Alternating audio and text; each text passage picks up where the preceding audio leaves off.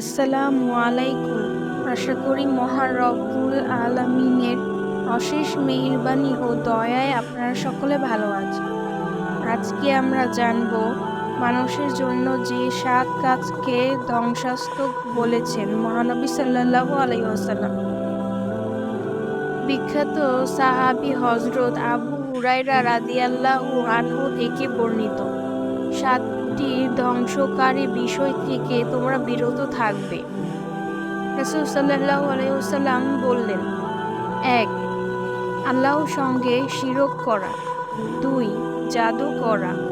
৩. আল্লাহ তাআলা যাকে হত্যা করা হারাম করেছেন শরীয়ত সম্মত কারণ ছাড়া তাকে হত্যা করা।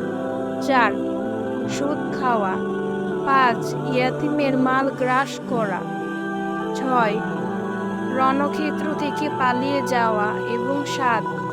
সরল স্বভাবওয়ালা সত্যিসাধ্যী মহিলাদের অপবাদ দেওয়া। বুখারী ও মুসলিম।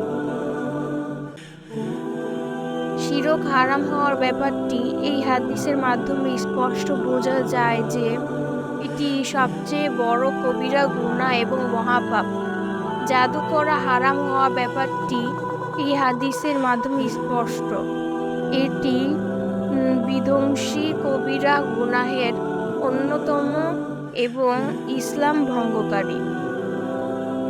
অন্যায়ভাবে কাউকে হত্যা করা হারাম, ন্যায়সঙ্গতভাবে কাউকে হত্যা করা বৈধ, যেমন কিসাস হিসেবে হত্যা করা, মুরতাদ হওয়া, বিবাহের পর ব্যভিচার করার কারণে হত্যা করা, সুদ হারাম হওয়া এবং এর পরিণতি ভয়াবহতা, ইয়াতীমের সম্পদের ওপর সীমা লঙ্ঘন করা হারাম, যুদ্ধের ময়দান থেকে পালিয়ে যাওয়া হারাম,